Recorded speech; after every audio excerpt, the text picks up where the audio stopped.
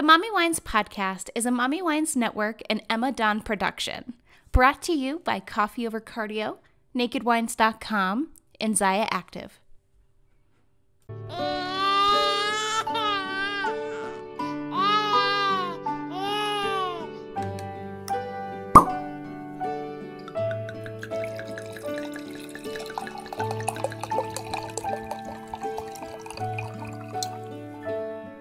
Hi, everyone, and welcome back to the Mommy Wines podcast. I am your host, Emma Dawn, and today I have the fabulous Berny, not Bernie Sanders, but Berny and Ella, as she can be found on Instagram.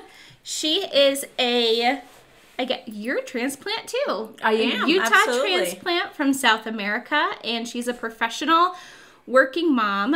You said you're a pharmaceutical sales rep, so that is no, not pharma. I actually sell medical devices. Yeah, so anywhere from the mop they use to clean the OR to the scalpel, everything in between. I mean, we have a gajillion products that we sell. So I go around hospitals and basically help them and sell them our stuff. So. See, I could do that because I feel like my whole family's medicine. They either work in a hospital. My sister's like the only one that branched out a little bit. She does medical billing. Okay. Which is like, it was like, whoa, what are you doing with your life? You know? Yeah, that's a whole animal on its own. But like my aunt is a nurse. My mom she ran her own home health care business. Oh, wow. And then I went to school for finance.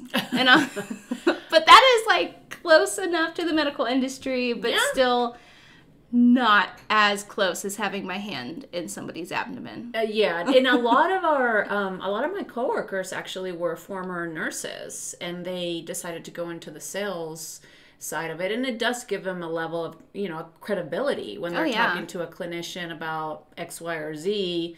They tend to listen more. So I didn't have any medical background before this. I was in sales and other industries, the finance industry, and nothing to do with medical. But now it's gonna be April 1st is my 3-year anniversary, and I always joke that the joke's on me.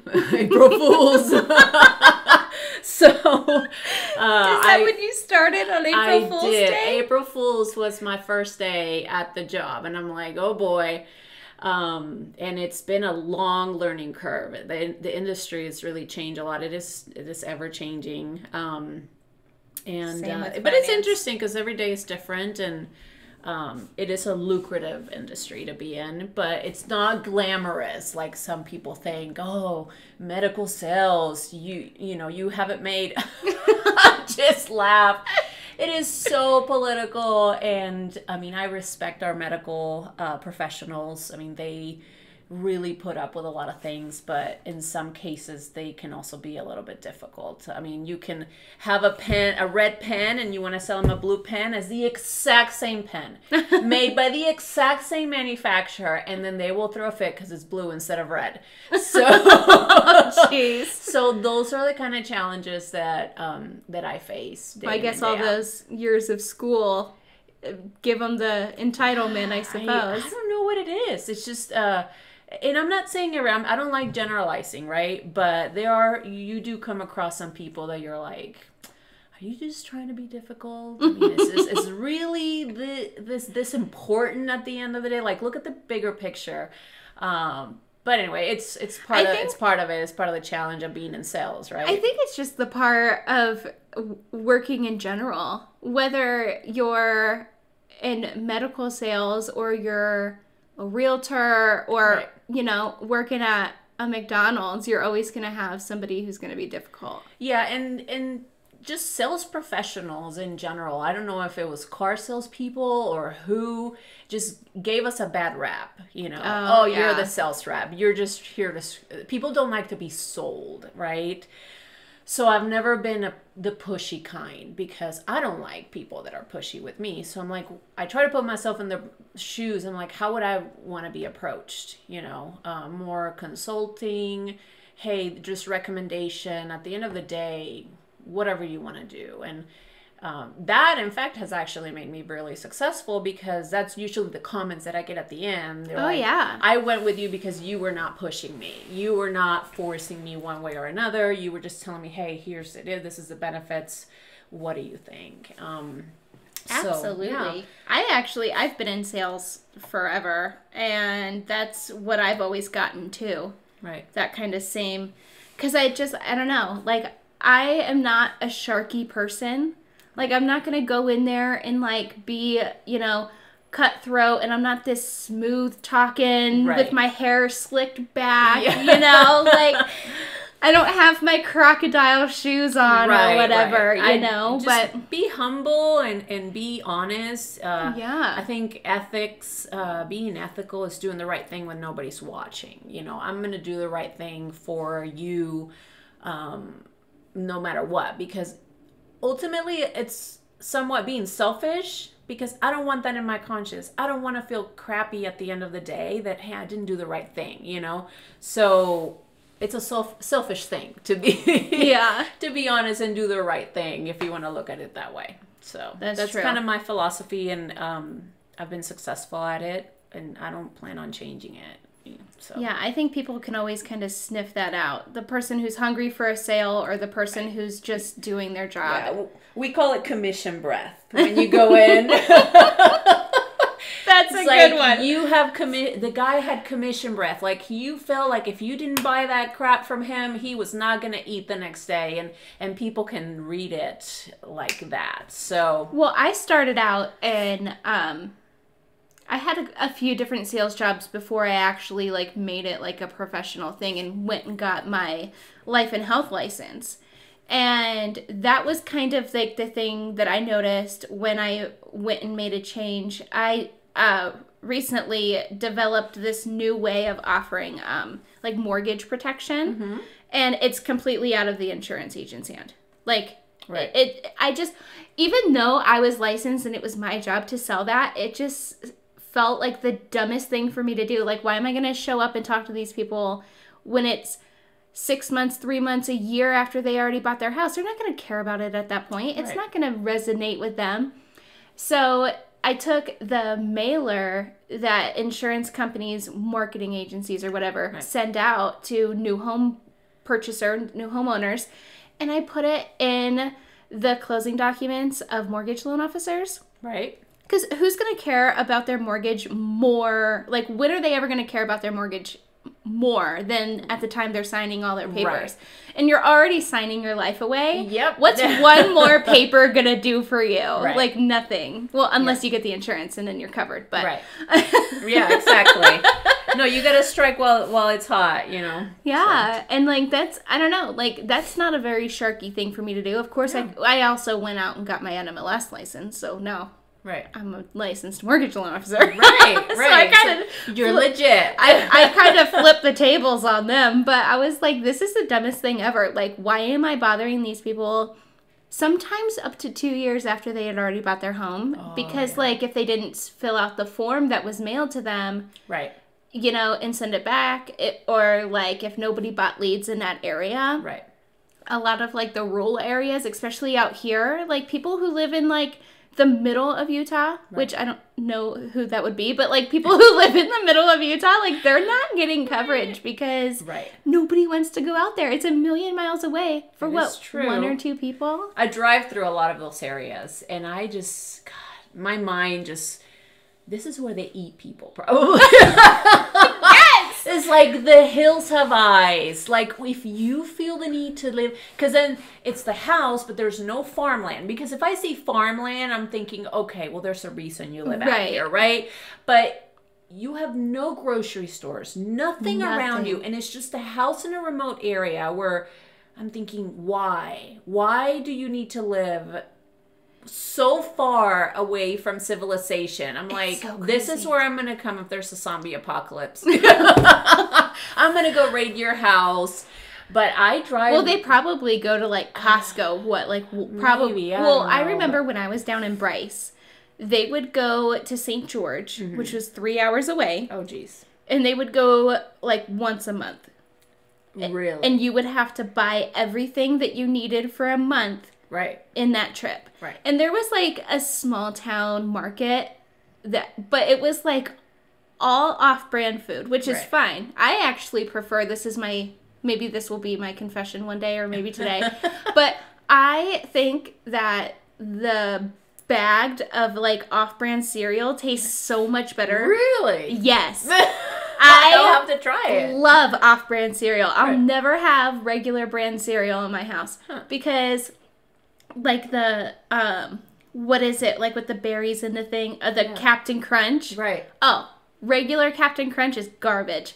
But like the bagged Captain Crunch is like fruity and so good. Huh. I'm gonna have to try that. But like that's all they had down there, and like a lot of it was like canned food that was even pushing expiration dates. I'm like, when did you get this? When the damn place and opened? the dust, the layer of dust on the top. Yeah, I bet. Oh, it was a disaster. Oh no. Are you a fan of the Mommy Wines podcast? Well, of course you are, or you wouldn't be hearing this right now.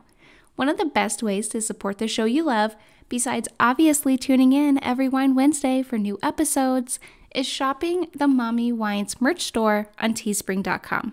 This is where you'll find all of the Mommy Wines branded goodness, mugs to hold your coffee over cardio morning Java, iPhone and Samsung cases, premium ultra soft hoodies perfect for upcoming cooler months, and of course flowy tees and tanks flattering on every mommy out there.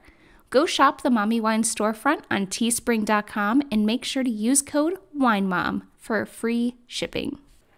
Continue. Yeah, it was just crazy. And when I actually moved to Elko before I moved to Salt Lake, and my son's dad, I would take my son down to visit his grandparents in Bryce.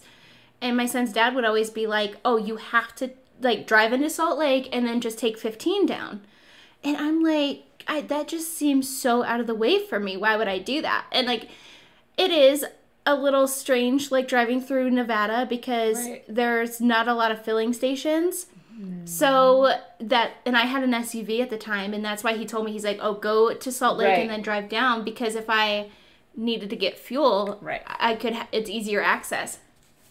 But even though it's easier access, like, it's so crazy because there are two places that are right next door to each other, but like Nevada is like green and beautiful. And like, it's not until you get like down by Vegas where it starts to get like real deserty. Right. But like, or at least, I don't know, maybe on the closer to Utah side. I don't know what it's like on the other side because it's so freaking big. It's like a country. Huh. But yeah, and then I'm driving through Utah and like there's like broken down trucks. Oh boy. And like nothing. I'm like, what the heck? You gotta be careful, especially if you're a mom and you have a little one in the car. I mean, I carry, and I usually have a taser, and I have all these things because I just think you're in the middle of nowhere. There's no cell signal. You break down. I mean, any creep can come up to you. Oh yeah. So I highly encourage women to, carry something, even if it's mace. Even if you don't feel comfortable with weapons, that's fine. But at least carry mace, a taser. There's other alternatives, just to, and know how to use him. That's the other thing, because a lot of women will carry that and they will never turn that taser on. They'll never know how to switch the mace. So if you're in a situation, anyway, there's just a lot of bad stories out there. Oh yeah. So if you're ever driving through the middle of nowhere, food, gas, water, and some sort of weapon. I know. So. When I would go down there, I would bring my own rolls of toilet paper, not just for when I got down there, because Bryce Canyon is literally like a third world country. Right. But in case I would get stuck, right. I had a case. I would always pack a case of water. Right. I would always have a cooler of snacks and the pouches for the baby. Right. And toilet paper. Yeah. I'm like, these are my necessities. Yeah. No, that's great. I mean, emergency kit. There's just things that you should definitely have. my husband said, you just love doomsday prepping or stuff like that. I'm like, I am from Venezuela. I mean, I woke up one day and I was at a sleepover and I turned on the news and the military had taken over the news, like what their equivalent of the White House. So yeah, I am always paranoid. I am always paranoid that it was like a movie. It was insane. So imagine I was probably like 10 and you turn on the news and you see that, Chavez, who is now dead, I hope the devil has him in a slow cooker in hell, but you see them in the news. So anyway, so I always you never know. It can happen anywhere. Just be prepared. Just have something at home. And when you're driving as a woman, definitely carry something to defend yourself. So and I drive. I mean, I'm in the middle of Idaho sometimes, in the middle of Wyoming. Isn't Idaho beautiful? It is gorgeous. I mean, my territory is amazing. I go to Jackson Hole every 6 weeks. What? Yeah. I'm so jealous. Okay, you might have to hire me. I'm going to change industries. There you go. So it's beautiful. I mean, I go out there. I usually go through Afton. I'm a creature of habit. I usually have, if you're ever out there, Persephone Cafe. It's just delicious. The pastries are out of this world. It's a tiny little bakery. The tables, you're basically elbow in elbow with the other people, and they're like, this is awkward. Yeah, no, just eat quickly. That's how it was. I took Milo to, I had like a work thing that took us to Lake Tahoe. Yeah. Not last year, but the year before. And everybody was talking about, and it was like in the middle of February. It was like over Valentine's Day. So it wasn't like prime Lake Tahoe time, even though like there are a lot of skiers and stuff. But everybody was talking about this diner. And they're like, oh, well, if you're going to come in the off season, you definitely have to check out this diner because you can't get a seat when it's like tourist. High season. Yeah, and I took Milo in there, and he loves waffles, and we went into this like little, and it's only breakfast. They're open from like 6 to 10, so 4 hours a day. Right. And which is, oh my God, ideal. I would love to be like the owners and only have to go to work for 4 hours every day. Well, they're probably there hours before. Well, right. Yeah, just 4 hours of rush and then go home. And then be done. And it was so good, but we were like neck and neck with people, and we had to wait even though I had a reservation, I still had to wait 45 minutes. Really? I made a reservation for a diner at breakfast. But it was crazy, funky, that's so cool. In Lake super Tahoe, good. huh? Yeah, super good. It was like the California side. Right. So good. That area is so beautiful. My goodness. Yeah, so if you're in Jackson, go to Persephone Cafe. That is my one place that I go. And also the TJ Maxx in that town. You find amazing stuff. That is my jam. Yeah, I am a Maxxinista. Oh yeah, all the creams that you see at Sephora that are $200, you can get in there for $50. I mean, stuff like that. And wow. I always go and check it out, and I always end up spending $100 and just stuff. I get to the car and I have this wave of regret. I'm like, why did I just spend $100? I didn't need any of this crap. But anyway, every 6 weeks I spend $100 at TJ Maxx and Jack's. I don't think it's possible to walk into a TJ Maxx or a Marshalls. Oh yeah, and not spend $100. Yes, and then a few months later you see it in the pile of donations to the DI. Don't let the holiday treats slow you down. Zaya Active has your back. Well, your backside, that is. With premium activewear from Zaya Active, you'll be set to crush your health and wellness goals even if you surrender to a few holiday cravings. Zaya Active's most popular items are their joggers and the light and tight leggings. Both are ideal for colder weather. The light and tights are made of the highest quality sweat-wicking, breathable, compressive, quick-drying, and squat-proof materials. And from now through the holidays, I am extending my rep discount to every one of my listeners. That's right, 25% off your order now through the holidays. So cross off the activewear lover on your list and use the savings to treat yourself at myzaya.com/Amadon. And DM me on Instagram to place your order with my 25% off rep discount now through the holidays. Once again, that's myzaya.com/Amadon. myzya.com/Amadon. But yeah, so you were talking about like safety, driving around, traveling. I have been, now you have to give me your honest opinion on this, okay? Because I'm very torn because there's pros and cons for both sides. Mm-hmm. Everybody has valid points. Right. But I went in to, I think it's like the Smith & Wesson. Mm-hmm. Or Edward or I don't know what it was, but it was like this country store that had like a gun place in the back. Yeah.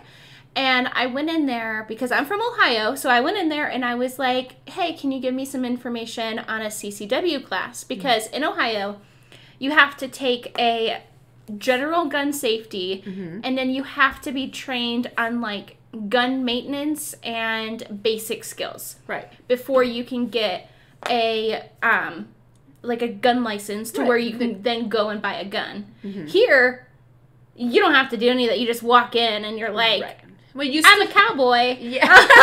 I'm going to buy a gun now. Well, and then you walk out the door. It's a big misconception. You have to go through a background check to buy a gun. Which, I mean, I'm not going to get political, but there's a lot of misinformation in the media about buying guns. You have to absolutely go through a background check. They don't just go in and here you go. I mean, there are some loopholes with gun shows and stuff like that. I honestly think that they should probably do something about that, but I'm a very firm believer in the Second Amendment. But yeah? Okay, absolutely. I am now a single mom, and when I was growing up, my grandpa, I asked him hundreds of times probably to take me shooting because he had tons of guns. He had this giant wooden, like, carved, like, gun case situation, and it was, like, right there in the living room. Right. Like, everyone saw it. We never really had these issues of mass shootings. I think that's more of a mental health problem. But, yeah, here in Utah, you go, basically, if you want to buy a gun, you have to go through a background check. I went and got my conceal carry license. You basically go in a class. It was ex-cop, and they basically, you were there quite a few hours going through the entire process. They take your picture. And then you have your license to carry it, conceal license. They used to hold the classes for that at the hotel that I worked at when I was in college. And that, by the way, if anybody's listening to this and they're in college, get a front desk job at a hotel because it's like the best job. You can sit there and do all of your homework. Oh, nice. And like check in like one or two guests every hour. And it was like the greatest job ever. Nice. But they used, on the weekends, it would be 2 days, and this guy would come in, and he would teach these classes. One day would be, like, 8 hours of in-classroom training, and then he'd have, like, a half day in classroom, and then they'd go somewhere. Right. And, like, I don't know. Like, I'm, like, a single mom. My family is, like, way over on the other side of the country. Right. I'm, like, out here living by myself. Well, not by myself. My son does live here. But, like, he's 3, so he's useless. So I'm like, I've been really debating on it. And I think if I do get a gun, I would definitely take the course anyway, just because I think it's educational. Yes. Yeah. And you can get a biometric safe. I mean, we have a safe and everything, but actually I asked for one for Christmas to have them in my nightstand biometric so my daughter can access it. You definitely want to have them under lock key, but easily accessible, because what is a gun good for if you have to, you can tell the burglar, hey, can you hold up 1 minute? I need to go to my safe and get the gun out of the safe so I can shoot you. Yeah, that's not going to happen. So if you're a single mom, I mean, just have something, even if it's a short barrel gunshot that you just have to go and they hear that noise, even if it's not loaded, trust me, they are going to probably run. But yeah, I think it's imperative that we protect ourselves, and I'm very for this because I still have family in Venezuela, and the government disarmed people, and then they were being killed by the government. So, Oh, geez.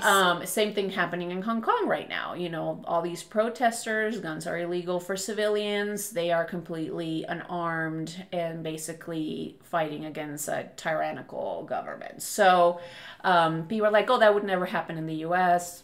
You know, we never thought it would happen in Venezuela. Crazy stuff happens. And again, just for safety purposes, you hear stories all the time of home invasions and things like that. So maybe I sound completely paranoid, but I'd rather be safe than sorry. And that is the end of that. I am paranoid. So. I am paranoid to the point where, like, I don't watch or listen to any kind of, like, American news. Oh, no, I don't either. Because it's, like, way too close to home. There's crazy stuff that happens here. I have a friend who's from New Zealand. Mm-hmm. And she keeps asking me to go visit her. And I'm like, you can come here. Come visit me. And she's like, yeah, but America's so scary. I'm like, yeah. Luckily, like, not a whole lot, you know, goes on in her, like, in her country. Like, it's really safe. Yeah. But, like, she's, like, afraid. It's because of the news. Yeah. And it's because I think the media the news portrays... something happens and there's a magnifying glass on it for whatever agenda they're trying to push. I don't listen to the news here in the U.S. either. I trust more citizen journalists that, I read court cases, or I'll read articles about, hey, what's happening? Oh, this person's suing this, or why, and when you actually read what's happening, or any laws that are being implemented, and then just use your mind to come to your own conclusion. I really don't need somebody on the news telling me what to think. I can think for myself. And it's so crazy too, because you can turn on one news station and they'll be reporting on the same, like, thing as another news station, but their stories will be so different. Right. Because they're not, I don't think they're reporting facts anymore. Like, person A said this, person B said that. That's all I want you to tell me. I don't care what your feelings are, Mr. Reporter, about the situation. Just tell me the facts. What happened on each side, and let me reach the conclusion that I want to reach and form my own opinion. I don't really need your opinion on it. So, and that's where I just got turned off of any news organization here. I mean, there's a few good ones online that you can go and read, but in general, I just don't listen to I'm too logical for the news. However, I do listen to Canadian news. Oh, yeah? Yeah. It's like good news all day.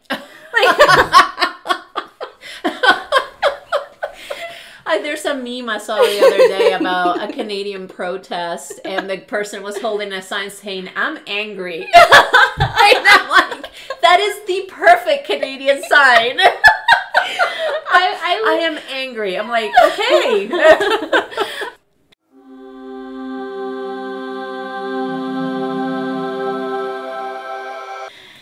We interrupt this programming to put on a Buzz Lightyear suit.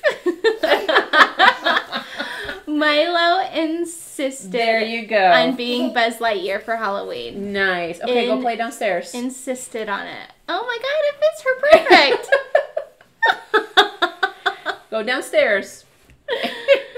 Man. But, well, let me tell you what happened last night, which there were potty words flying and everything. I forgot my wings. Oh, I forgot your wings. Okay. Let's see. Yeah. Okay, now move your hair that way. Okay, there you go. Stop interrupting, okay? To infinity. She's going to spend 3 hours editing this. And beyond. Okay, bye. Downstairs, no more interruptions. Is this your confession? Are you a coffee lover just like me? Sipping my morning Java is the only way I can keep up with my toddler and busy lifestyle. That's why I love Coffee Over Cardio. Coffee Over Cardio is a premium coffee company started by female entrepreneur Abby Scott. Whether you love a good flavored blend or a strong roast, Coffee Over Cardio is ideal for any jitterbug.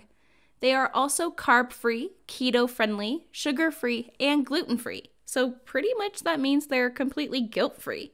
Try Coffee Over Cardio's most popular flavors today: French toast and new Doctor's Orders vanilla hazelnut. Yum! Make sure to use code 10EMMADAWN to save at checkout. Once again, that's 10EMMADAWN at coffeeovercardio.com. Well, I guess as part of it, so confession. I get through waves of potty mouth times where I just like drop the F-bomb. I don't care who's around, and it's shame on me because I should know better, right? Especially because I have a 4-year-old. Well, this week, was it this week or Friday of last week?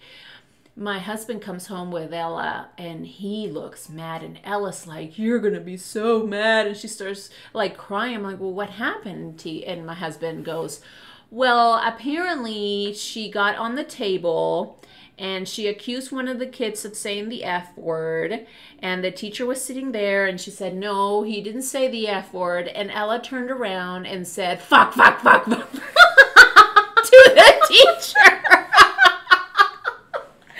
And I just could not, like, just, what? Like, I was in shock and this wave of guilt. And because, my husband says the word sometimes too. I mean, it's not like we're sailors, but once in a while the word drops. So we go to the bedroom and we're sitting on the bench and, "Ella, why do you think, did you say this? Do you think this is," and she's like, no. And I am like holding back, just cracking up laughing because I couldn't, oh my God. And then all of a sudden, and my husband's the one making the talking, doing the talking, and all of a sudden she goes, "Well," my husband asked her, "Well, Ella, what other word do you think you could say that it's not a bad word?"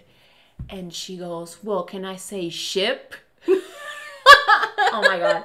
I had to like put my head down and I was laughing so hysterically that tears were coming down my face, and my husband's like, "See, Ella, you made mommy cry." And she goes, and my husband, who is the most patient person in the world, is like, "Ella, you can't say ship because it sounds like it's a bad word." She's like, "No, like the pirates, like where the pirates get off." Oh my goodness. I'm like, I can't believe this girl. Kids are hilarious. She was so funny. When she walked out, I'm like, okay, we have to not say, we have to control ourselves. But then last night, we get home from dinner, and I see that the window in our laundry room, the screen door was like bent out. I'm like, what is going on? Turns out that my 13-year-old stepson decided with his friend to play hide and seek and to go out the window, and they bent it. Oh, and there is. I had to make you save this for the podcast because I want to know what happened here. So not only did he bend it, but I had a stack of brand new folded towels because we're remodeling a condo to turn it into an Airbnb. And everything was nicely folded. Well, the towels were a mess. The window was half open. The screen was bent. The other screen in the window was down. To tell you, I was shaking in anger. And I basically had all, magnifying sound of my voice. "What the fuck?" And Ella's just standing there looking at me like, "Ooh, mommy, you said a bad word." I'm like, yes, sometimes you have to say a bad word. Sometimes situation merit a bad word. I was just so offended that I take a lot of pride in my things, my home, I work hard for them, right? Yeah. And put a lot of effort to buy these things and keep them nice. And then for somebody to just have no regards. I said some pretty mean things. I called him a jerk. I told my husband he needs to move in with his mom. Obviously, I did not mean that. But, in the moment of anger. Oh, yeah. I mean, seriously. And then previously in another sleepover, brand new pristine towel, he decided to spray paint with a black circle. So I'm here folding towels, and I open this black circle. The first thing I think is the movie The Ring, right? She's gonna get you. And I'm like, what? And my husband looks at me like, what is that? I'm like, exactly. Like, what possesses a child? And yeah, okay, he's a child, technically 13. It's still to do that. Like, you are damaging something. Yeah. I have a hard time with that because I was never a destructive kid. If anything, my mom would get mad because I would use talcum powder in her perfumes and her face creams, and I would make a paste to patch the holes in the house.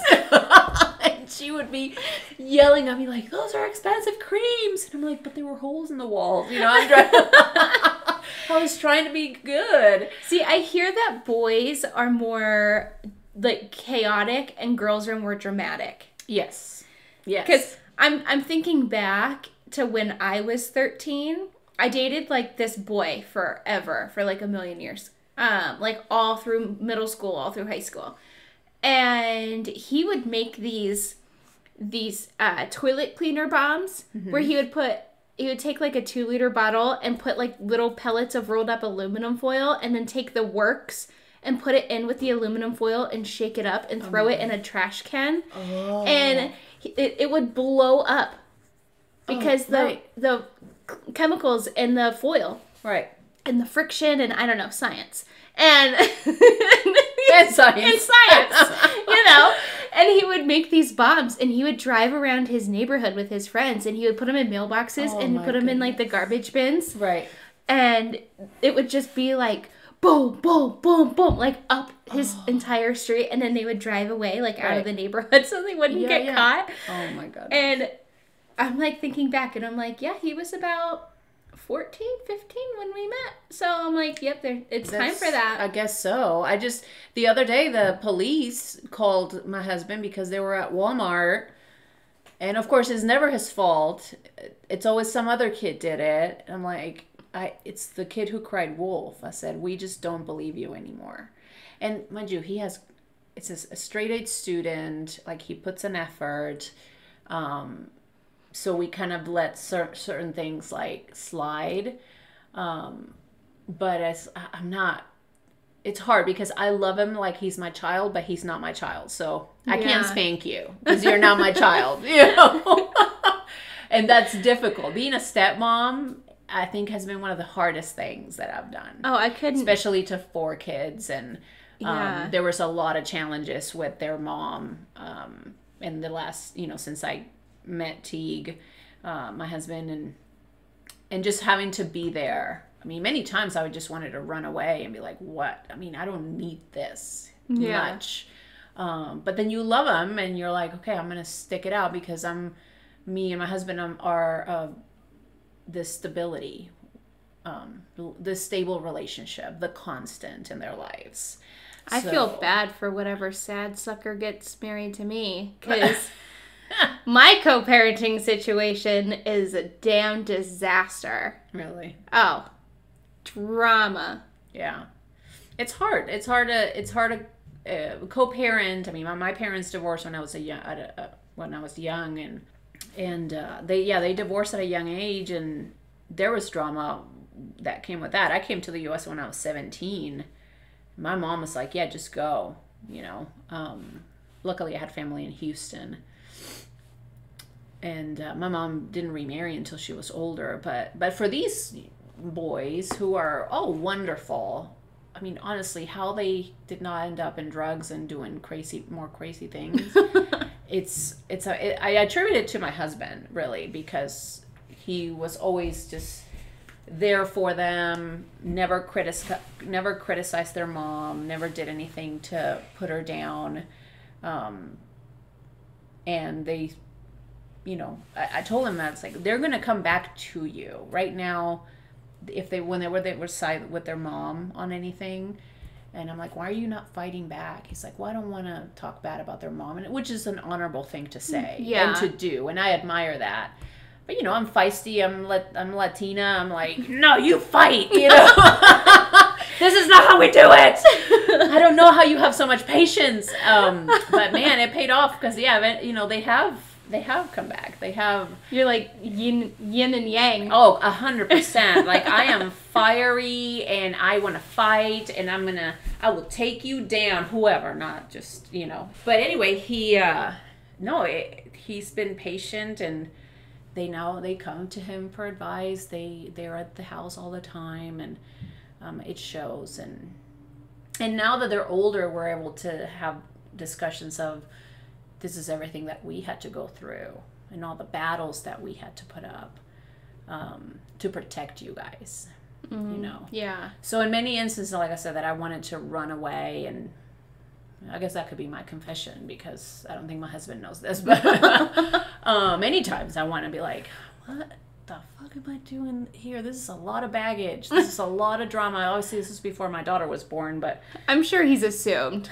he has to. He's probably taken a look around and been like, man. And many times it was more like, I'm not leaving him because I'm not going to let her win, you know? And I will pay for the attorneys. I will work double. I will sell more. I will do whatever I need to do to make sure that I'm there fighting because, you know, like I said, it's the competitiveness in me, I guess. We will win this. And then only because I honestly, legitimately wanted the best for the kids. So we did what we thought was right. And it's paid off. So Co-parenting sucks. It sucks. It sucks. Especially when you're co-parenting and you have the stepkids, right? Because he's co-parenting with her, and he's having to deal with that directly, but I'm there as support, you know. I'm seeing it from that point of view where you're like, why don't you do this? Why don't you do that? You know, and anyway. I think the whole thing, no matter what like role you're playing or whoever's listening's playing, it's all just a bag of dicks. Yep. 100%. It sucks no matter where you're at in the game, you know. You know, so we have the 16-year-old, you know, I'm like, okay, 2 more years of child support there, and then he'll go off to college. And then we have Curtis, who I've basically kind of adopted as my own. Like, I consider him my child, you know, because he lives with us full time. Oh, he's the one that's 13. Yeah, and he, you know, when it comes to homework and buying him clothes and what do you need and you forgot your backpack, like the day-to-day things that a mom needs to do, I've basically stepped in to do for him. But there's a fine line, right? Because he does have his mom. I'm not trying to replace anybody. Sometimes I feel like she doesn't want to spend much time with him. I don't think he's ever going to listen to this, so I can say it. And I feel bad for the kid because that has to be tough, feeling rejected by your own mom, you know, because she has a busy life for whatever reason. And I want her to spend time with him because I think it's important that both your parents want to be with you. Yeah. You know. So I feel bad for him. So especially last night when I was yelling, he needs to move in with his mom, I then felt awful because I'm like, I don't want him to feel rejected. We hugged it out this morning, though. I'm going to use the hashtag stepmom guilt. Yes. In big this time. episode. Big time. I do. I feel a lot of guilt all the time. Is that a hashtag? I don't think I've ever seen it. I usually go by bonus mom. I say, stepmom, just call me bonus mom because you have your mom. Yeah. You know, stepmoms, they get a bad rap. Sounds like an evil witch. Yes. And sometimes I feel like an evil witch, an evil bitch, not witch, like a full on, I'm like, God, I'm a bitch, you know, for saying that or doing this, but it's exhausting, you know? I mean, you're trying to, I work, I'm a professional. This is the argument I have with my husband. I'm like, why do you have the expectation that I'm the one that has to come home and do the dinner? You know? It's like, and I am not a feminist. Let me put that out there. Not by the new definition of the word feminist, but I said, I am just as busy as you are. I go to work 8 to 5. I'm driving long distances. I take Ella to school in the morning. I'm also trying to stay in shape and work out for my mental health more than anything. I know. I need to get back into that. Yeah, and then keep the house clean and then do the dinner. I mean, there's a lot of things in my plate that could be more shared. Yeah. Right? And that's tough. And the women say, oh, you can have it all. Yeah, but you know what? I also have Teresa that comes every 2 weeks to clean my house because So, yeah, you can, but you need help. I mean, Yeah. and those who say, no, I can do it all by myself, they're full of shit. Because it's impossible. it is impossible. You're going to drop the ball somewhere. Yes. And and like the sad thing is it's normally self-care. That's what goes. Right. And I've made it a priority. Self-care, I've made it a priority in the last 6 months that I am going to work out. I mean, I got a Peloton at the house. I go to F45. I try to count my macros, and it's the one thing that has kept me somewhat sane. Yeah. Because there's nothing worse, I think, in this. I'm talking only from personal experience. For me, if I am working my ass off, and then I get on the scale and I don't like the number, I'm sorry, it does affect the way I feel about myself. Yeah. And whoever says, oh, love your body no matter what, yeah, fuck that. I want to be in shape. I want to feel good about myself. I want to make sure that my pants fit. And so always take care of yourself. And then because mentally you're going to be better for your kids and your family. I know that's been one of the struggles that I've had since moving to Salt Lake, because when I had Milo, I moved all the way over here from Ohio, and I stayed home I had projects. I started my blog and all of the things that I did, because I can't just sit there. Like my house was really clean. My laundry was always done, but it's like. But did you feel fulfilled? No. So like I always had like my projects, and I started little businesses here and there, but like I had a really good routine. I was going to the gym 5-6 days a week. Milo was on like the perfect routine. I was cooking meals at home all the time. I was like one of those moms that like made his baby food. Nice. I was a psycho. Yeah. And like it was crazy. And now it's like I work, so now I feel guilty because if I take him to the gym after he's already been in daycare all day, then I feel bad because I'm just taking him out of one daycare to put him in another. And like that's been one of my things. I've been looking at because all I really do at the gym is the incline trainer. Mm-hmm. And I got down below my pre-baby weight, and it was all on the incline trainer. Right. I don't do like CrossFit or like lift weights or anything. I like that. No. But like I can't. I get such a high lifting weight. Really? Oh my gosh, yes. I love it. But you have to find what makes you feel happy. If it's the incline trainer, if it's walking around the block, if it's doing whatever it is. Because again, if you are well mentally, you're going to be a better mom for your kid. Yeah. It doesn't matter if there's dirty dishes. It doesn't matter if the house is a mess. They know when you're off. I know. And that's my thing too, is because like I cannot find a routine here because I had so much extra time when I stayed at home. But now I'm the mom, the dad, I'm the housekeeper, I'm the chef, I'm, carpool, and I work. So I'm like, it's a lot. Every hat right now, and it is just like crazy. Yeah. It's a lot. I had a meeting today, and it was for a real estate company. They need someone to do to balance out all their finances. And he asked me, he's like, why do you want to take this job? He's like, it's part-time. Why would you want to take this job? You could probably make more money doing, something else, or building, getting more of my own personal clients, things like that. And I'm like, I just want to get out of my house. Like, I want to have adult conversations. I want to, because, getting up in the morning, putting my makeup on, getting dressed, going to work, sitting in my office, doing my job, I've always worked since I was young. I moved out when I was really, really young. So I've always paid bills. I've always had responsibilities. And, working and earning an income, honestly, I thought I was going to lose my mind when my son's dad was like, can you move out to Nevada and then, just not work because it's a mine town? There's no jobs for you. Oh, nice. And I was like, so you want me to move to a mining town in the middle of rural West world? Yeah. Whatever. I'm from Ohio, okay? I know what states are. I don't know what this is.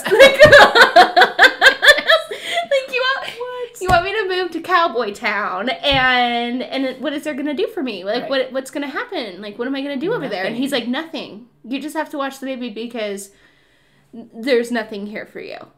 And I'm like, I thought I was going to have a panic. There were so many times I was driving from Cleveland, because I-80 goes all the way from Cleveland to Elko. Right. So it was a straight shot. Right. Super nice. But there were so many times I would, like, pull over on the side of the road and be like, I want to turn around and go home. Like yes. What am I doing? Why am I doing this?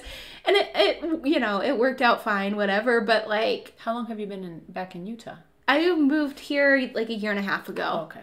So I've been back to work for, like, a year and a half. But I was like, oh, my God. Right. I was like, because I was like, how am I gonna buy things? What am I gonna do? Yes. Like, it worked out and it was fine, but I was like just having this panic attack because it was like I gave up complete control. Right. I'd never been to Elko before I moved there. Right. So it was just like, freaking Jesus, take the wheel. Yeah, literally. Because if I have control, I'm going to turn this car around and go back to civilization. Yeah, I don't know. My parents, my mom was a stay-at-home mom until my parents got divorced, and then she was forced to go to work. And I don't ever want to be put in that position. So when I moved to the U.S. when I was 17, I've been working ever since. I've lived in Houston, Dallas, Florida, now Utah, and always worked. And I don't see even my husband. Like, it was funny when I got pregnant. For literally like a matter of seconds, he suggested maybe I stay home, and I just laughed so hard and gave him the biggest dirty look ever. I'm like, that is never going to happen. I will never depend on somebody if I can help it. Based on what I saw in my home with my mom and everything, I said, no, I will always work. I need that independence. I love my child. If I won the lottery, I think I would still take her to daycare and go find something on the side, maybe flip homes or whatever. But I will never not do something. Oh yeah, I just can't. I just can't do it. I feel like I have this like busybody mind, right? And it just like it needs fuel. Yeah. I need to fuel it somehow, doing something. I gotta be productive. I can't just like, yesterday, well, I stuffed all of those envelopes, but, but besides that, like, I went down and I sat down. I watched 2 shows right now. Mm-hmm. I'm watching Emergence and Stumptown on ABC. And I was like, oh yes, it's Friday. I'm so excited. Like, I get so excited. Like, I hate it because it's like, okay, after my 2 shows are done and I get everything done on Friday that I need to do, I'm like, okay, well, you can bring my son back now. I miss him. But he gets so, like, whiny, like, the days leading up to going to his dad's because he knows the transition's coming. Right. And I'm just like, I'm gonna wring your neck. And then I have like a day where I'm like, okay, but then it's like Friday night and I'm like, okay, well, I'm done with this. You had enough time. Give him back. He's mine. Right. I don't like sharing my toys. Yes. But last night I was sitting there and I watched 1 episode, came back up, started working again. And I'm like, no, I need to relax. I'm gonna go down, and I watched the other episode. And it's like the whole time I'm like on my email. I don't know. I need to figure out something because I do have this busybody mind, but I need to like switch it on and off. Right. It's hard to do that. And so hard. It's hard to do that. I'll get a little window here and there where I can just sit and I just literally just go through Instagram and Pinterest. I go from Instagram to Pinterest. That's really all I look at my phone because I deleted Facebook a few months ago. That was hard to do, but I'm sorry. I hate Facebook. I just deleted it. I got all my pictures and everything, and then they give you 30 days in case you change your mind, and if you log in, like, then it doesn't delete it. Those 30 days were tough. And it just goes to show how addicted we are to social media. But usually I'm in Instagram and or Pinterest looking at recipes that I will never make. Oh yeah. Who's got the time? But it's always something. I mean, she is a mommy's girl. Ella's a mommy's girl, and no. Oh my gosh. I'm like, I thought girls were supposed to be like all about daddy, and she's like, nope, I want mommy. and it's exhausting. I mean, I love her. I would give my life for her, but I was an only child. I'm used to quiet and peace and silence, and it's always on. Like, you're always on. And then my best friend told me, like, you know, that anxiety and that stress that you feel, they made a study, don't ask me who, I'm quoting a secondhand here, but that moms feel the same feeling like if you're at a war zone up until the kids are like 5. For the first 5 years of their life, the mommy anxiety and everything is like you're in a war zone. And I'm like, yeah, I totally see that, because you're so paranoid that first she's going to die of something, that she's going to bump her head, or somebody's going to take her or him. That anxiety it has not stopped since the day she was born. Oh yeah. It's awful. Awful. I feel it too, because so there was this, I had a lot of like postpartum anxiety. Mm-hmm. And I went to my doctor and I was talking to him about it, and they did give me a medication, and they said, you know, deal with it. My doctor was very like, try these methods first. Right. And because after you have a kid, your hormones are going to fluctuate so much. And he's like, okay, well, let's give it some time. Yeah. Let's try these different things. He gave me like this list of things that I can change in my diet. And I'm like, it's not helping. I'm going to lose my mind. Right. And he gave me a medication, and it worked, and it was really good. I changed my diet. I was working out 5-6 days a week. And then I started taking the medication. But then it was like, I moved here, and then I started going to custody court, and my son's dad was doing crazy shit, and I was in a new place that has all kinds of weird stuff going on. Right. And I was like, what the heck did I do? Right. And it was like so much worse. Yeah. And my son's only 3. Yeah. I still have 2 years until I'm probably going to go back to normal-ish. Right. Not a war zone. Not a war zone. So it was an anxiety-induced depression, I guess is what, if I remember correctly, because at that time it was kind of a fog, and now it's kind of a fog.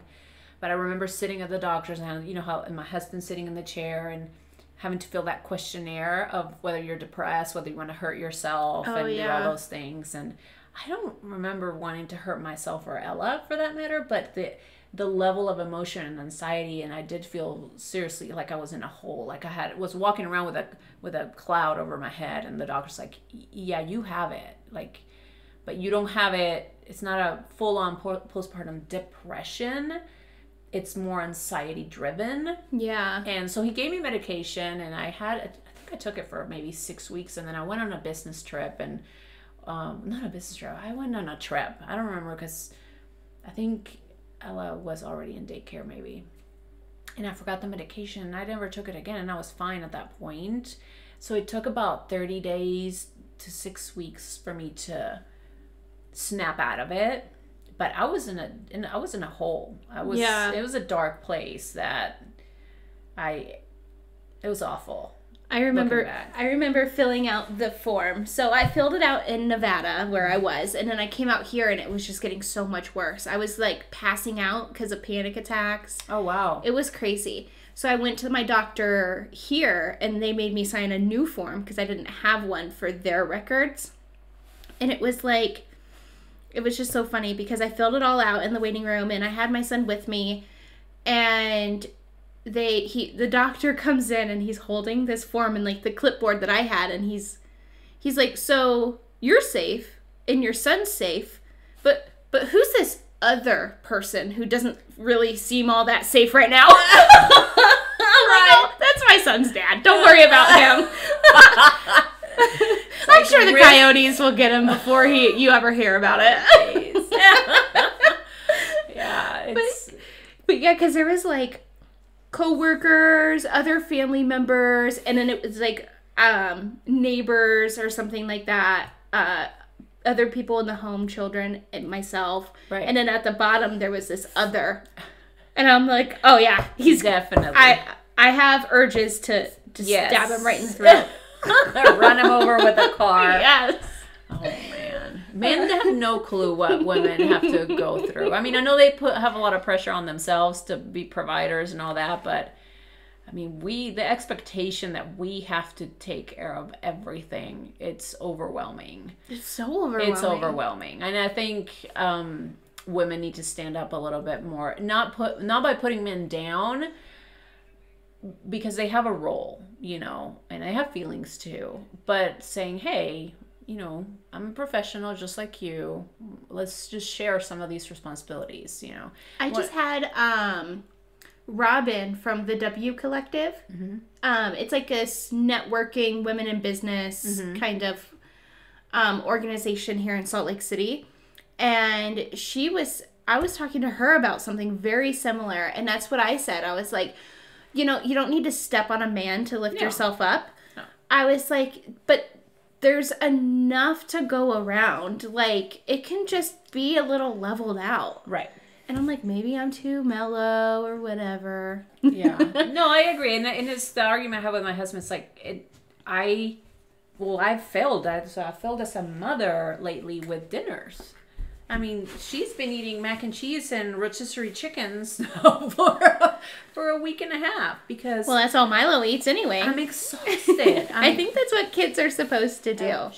So I think they're supposed to go through a phase where they only eat hot dogs, macaroni and cheese. Right. And I said, I know I could do better for them, but then at the same time, you can come home and make a meal.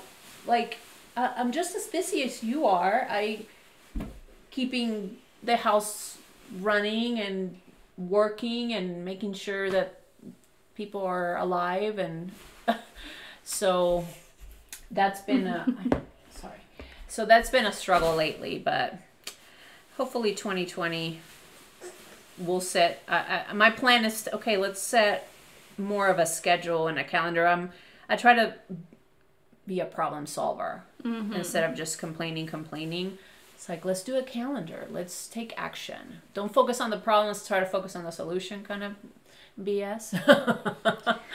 So, anywho. I know. I'm not afraid of the supermarket ready department. Right. Over by the deli. Grab a salad and... Yeah. Yeah, no, we do that. It's like rotisserie chickens is my go-to... with some broccoli, and she likes rice, and just mix it all up, and here you go. I wish Milo liked rice. New year, new wine. And of course I'm talking nakedwines.com.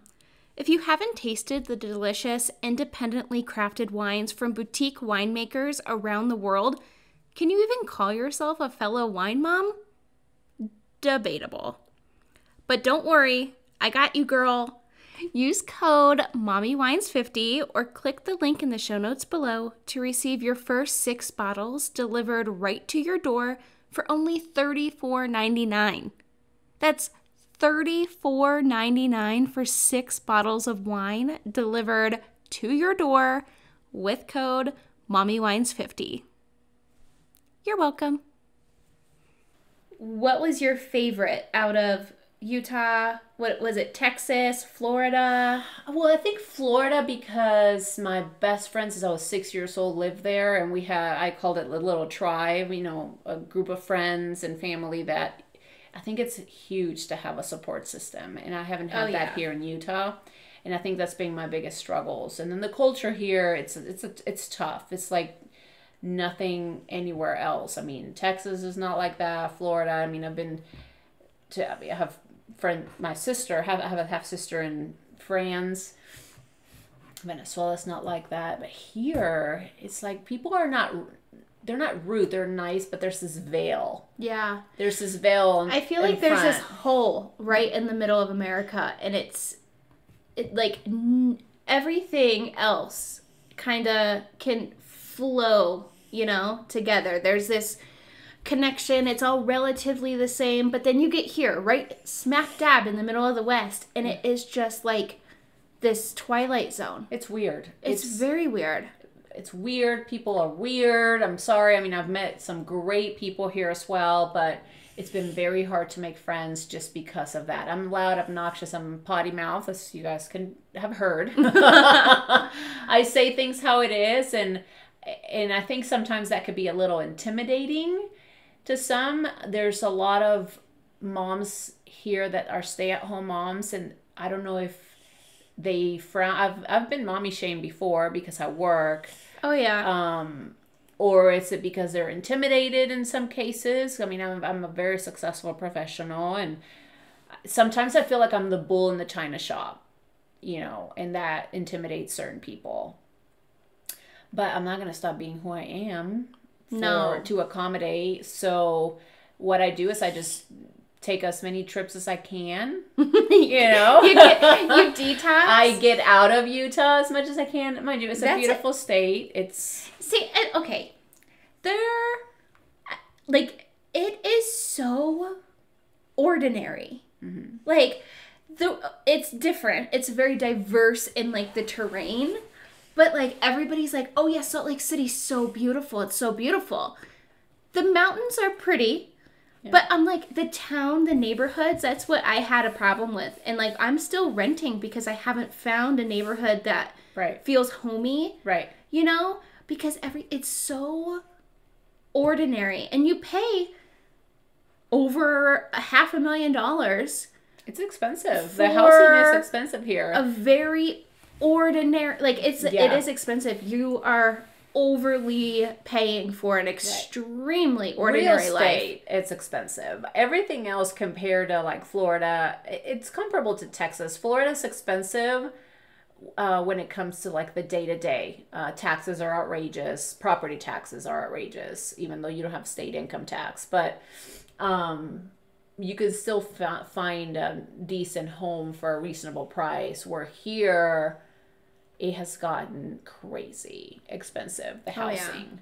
But, the public schools they're better than in Florida. You can go to a neighborhood and have a good school, where in Florida you probably are going to be paying what my best friend pays, close to $8,000 a kid a year for a private school, because the public schools are crap. So, it's a give and take. But I just take trips, and I try to meet my friends as much as I can, and I'm one of those introverted extroverts. So it's hard for me to make friends and reach out. I have been making an effort, and I've met some pretty neat people through F45, which is a gym I go to.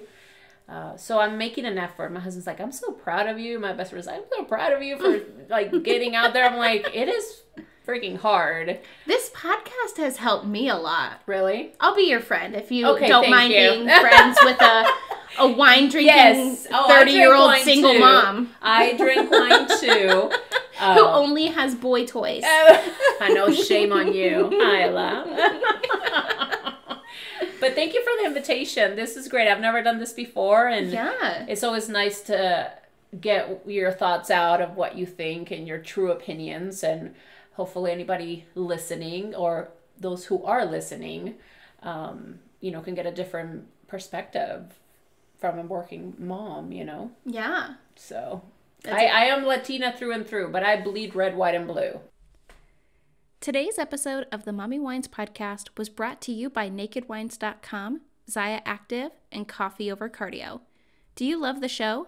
Show your support by shopping the Mommy Wines podcast merch store at teespring.com, or by becoming a monthly supporter of the show by clicking the support button at anchor.fm/mommywines, or you can use the support link in the show notes below. Have you been wanting to start your own podcast? Join the MW Podcast Network. All info on the MW Network, merch, partnerships, coupon codes, episodes, blog posts, and so much more can be found at themommywines.com. As always, thank you for listening, and until next week, wine moms, parent and drink responsibly.